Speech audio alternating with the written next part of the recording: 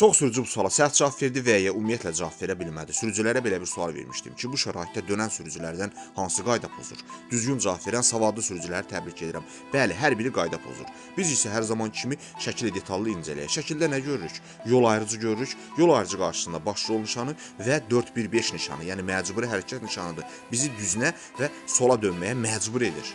Bu suala cavab vermək üçün savadlı sürücü bilir ki, kəsmə yerini bilmək lazımdır, yol ayrıcının nə olduğunu bilmək lazımdır. Əgər sürücü sən yol ayrıcının nə olduğunu bilmirsənsə, yol ayrıcında hərəkət hissələrinin kəsmə yerinin nə olduğunu bilmirsənsə, təbii ki, sən buna cavab verə bilməzsən.